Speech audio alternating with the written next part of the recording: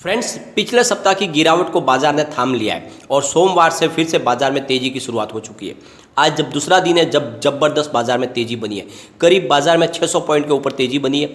Sensex में शानदार recovery देखने को मिली है और सेंसेक्स फिर से 50,000 के ऊपर चला गया है और साथ में निफ्टी 15,000 के ऊपर पहुंच गया है।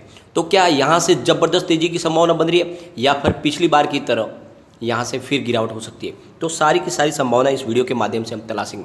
साथ में बाजार को लेकर मॉर्गन स्टैनली की तरफ से एक बहुत बड़ी चौंकाने वाली बात कही गई है।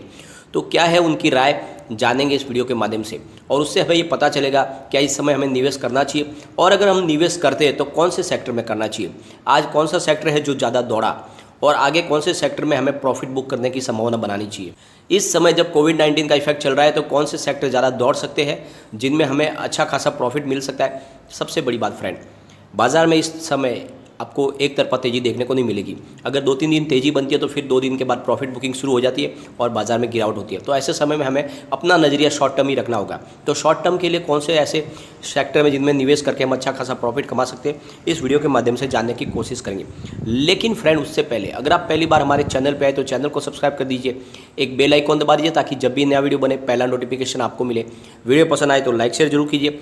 चलो फ्रेंड, वीडियो स्टार्ट करते हैं। मैं हूँ आपका दोस्त SB दवे और हमारे अपने चैनल ऑनलाइन कमाई में आपका बहुत बहुत स्वागत है।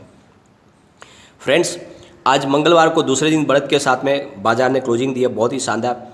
सेंसेक्स में 612 पॉइंट की तेज़ी थी, यानी 50,193 का स्तर फिर से छू लिया है सेंसेक्स ने और निफ्टी में 185 पॉइंट की तेज़ी बनी और निफ्टी ने भी 15,108 का स्तर को छू लिया है, जो बहुत ही एक पॉजिटिव सिग्नल है। यानी 15,000 और 50,000 के स्तर को इन्होंने पा लिया है। तो यहाँ से एक पॉजिटिव माहौल बन रहा है, यहाँ से खरीदारी की संभावना बन रही है।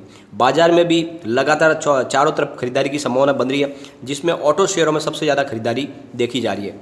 और आज ऑटो शेयर के लिए आज टाटा मोटर का रिजल्ट भी डिक्लेयर होने वाला है। फ्रेंड्स, सेंसेक्स में शामिल 30 में से 26 शेयरों में बढ़त देखने को मिली।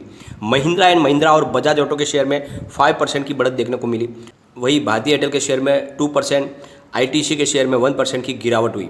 बाजार के बड़े शेयरों में रिलायंस, TCS, इन्फोसिस और अन्य ऐसे बड़े शेयरों में 1% की तेज़ी देखने को मिली। फ्रेंड, आज एक्सचेंज में 3,254 शेयरों का कारोबार हुआ, जिसमें से 1,950 शेयरों में बढ़त हुई और 1,134 शेयरों में गिरावट देखने को मिली। BSE पर लिस्ट कंपनियों का कुल मार्केट कैप 216.51 लाख करोड़ हो गया है, जो कल 213.64 लाख करोड़ था। मार्केट कैप में अच्छी बढ़ोतरी हुई है। सुबह सेंसेक्स की शुरुआत 405.95 तेजी के साथ हुई, यानी 49,986 के स्तर पर सेंसेक्स ने अपनी शुरुआत की और निफ्टी में भी 144.05 पॉइंट की तेजी के साथ में 15,067 के स्तर पर शुरुआत हुई थी बाजार की।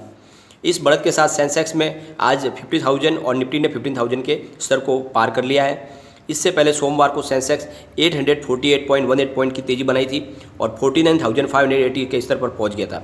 वहीं निफ्टी 245.35 अंकों की तेज़ी के साथ में 14,923 पर क्लोज हुआ था। तो कल भी अच्छी तेज़ी बनी थी और आज भी अच्छी बनी, करीब 1,500 पॉइंट के आसपास तेज़ी 2 दिन में बन गई है। तो बाजार में शानदार तेज़ी बनी हुई है। फ्रेंड्स, अगर एशियाई बाजारों की बात करें तो वहाँ पर भी माहौल तेज़ी का ही बना हुआ है। जापान का निक्की इंडेक्स 613 पॉइंट की तेज़ी के साथ में 28,438 पर कारोबार कर रहा है। चीन का संघाई कंपोजिट इंडेक्स 3 अंकों की तेज़ी के साथ में 3,521 पर बना हुआ है। हांगकांग का हैंगसेंग इंडेक्स 410 पॉइंट की तेज़ी के साथ में 28,553 पर अभी ट्रेड कर रहा है। कोरिया का कॉस्पी इंडेक्स 34 अंकों की तेज़ी के साथ में 3,168 पर आ गया है। ऑस्ट्रेलिया का ऑल ऑर्डिनरी इंडेक्स 29 पॉइंट की तेज़ी के साथ में 7,285 पर पहुंच गया है। सोमवार को अमेरिकी बाजार में गिरावट हुई थी। डाउ जोन्स में 0.16% की गिरावट के साथ में 54.34 पॉइंट की गिरावट थी और 34,327 का स्तर आ चुका है। नैस्डैक में भी 0.38% की गिरावट थी और 50.93 अंकों की गिरावट के साथ में 13,379 का स्तर देखने को मिला है। S&P 500 इंडेक्स में भी 10.56 पॉइंट की गिरावट थी और 4,163 पर क्लोजिंग आई है। उधर फ्रांस और जर्मनी के बाजार में भी गिरावट देखने को मिली थी। NSE पर मौजूद प्रोविजनल डेटा के मुताबिक 17 मई को विदेशी संस्थागत निवेशक यानी FII ने 2,255.84 करोड़ रुपीज़ और हमारे घरेलू संस्थागत निवेशक DII ने 1948.48 करोड़ रुपीज़ के शेयर खरीदे। दोनों अच्छे बाजार में खरीदार थे और इसी वजह से शानदार तेज़ी बनी। बुधवार को 848 पॉइंट की तेज़ी बनी थी। फ्रेंड्स, सबसे बड़ी बात, बाज़ार में इस समय माहौल तेज़ी का बना हुआ है, आगे तेज़ी जारी रह सकती है। और इस समय जो दौड़ने वाले सेक्टर है फ्रेंड, वो है एक तो आईटी सेक्टर, क्योंकि वर्क फ्रॉम होम चल रहा है ज़्यादा करके और इस समय आईटी सेक्टर के दिन पलट चुके हैं, वहाँ पे तेज़ी अच्छी बनने की आगे भी संभावना बनी हुई है। फार्मा सेक्टर भी बहुत अच्छा आगे दौड़ने वाला है और साथ में फ्रेंड एफएमसीजी सेक्टर भी बहुत ही अच्छा है। ऑटो सेक्टर में भी आगे तेज़ी बनने वाली है, क्योंकि आगे स्क्रैपेज पॉलिसी भी आ चुकी है, तो इसकी वजह से ऑटो सेक्टर में ग्रोथ सब डबल होने वाली है, कारोबार और बढ़ने वाला है। तो इस समय आपको ऐसे शेयरों में निवेश करना चाहिए जो इन सेक्टर से रिलेटेड हो।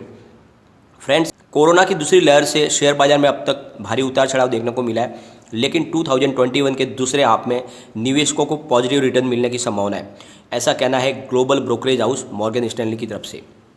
अनुमान के मुताबिक दिसंबर के अंत तक सेंसेक्स 61,000 के स्तर को छू सकता है। बहुत ही बड़ी बात कही है, यानी यहाँ से 20% रिटर्न की संभावना बन रही है। बहुत बड़ी संभावना व्यक्त की गई है मॉर्गन स्टैनली की तरफ से, यानी मौजूदा स्तर से निवेशकों को करीब 20% का रिटर्न मिलने की पूरी उम्मीद है।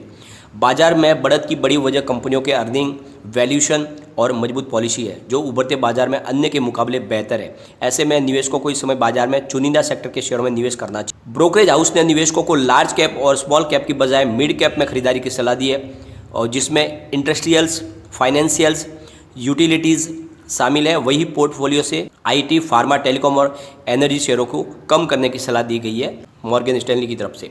कंज्यूमर डिस्क्रिप्शनरी स्टॉक पर ब्रोकरेज हाउस ने कहा है कि आने वाले महीनों में स्ट्रॉन्ग ग्रोथ की उम्मीद है। इसके अलावा सेक्टर में इनकम बढ़ने की भी संभावना है।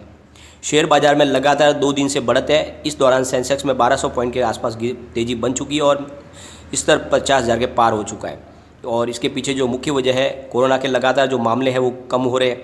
ग्लोबल मार्केट में तेज़ी बनी हुई है, करेंसी और बॉन्ड मार्केट स्थिर है और बीएससी का मार्केट कैप पहली बार 216 लाख करोड़ के पार पहुंच गया है।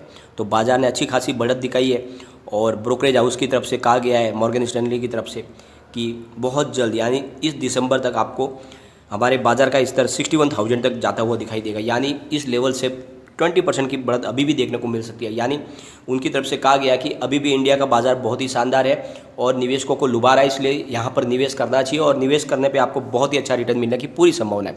इस बार पिछली बार जैसा वातावरण नहीं है। पिछली बार संपूर्ण लॉकडाउन हो गया था, सारी एक्टिविटीज़ बंद हो गई थी, कारोबार करने के लिए किसी के पास कोई मौका नहीं था। लेकिन इस बार तैयारी थी, अभी भी सारी एक्टिविटीज चालू है। बहुत सारे राज्यों में पूरा लॉकडाउन नहीं है, कहीं कहीं पर लॉकडाउन है, लेकिन उसके बावजूद भी जो रोज़मर्रा की एक्टिविटीज़ है वो शुरू है।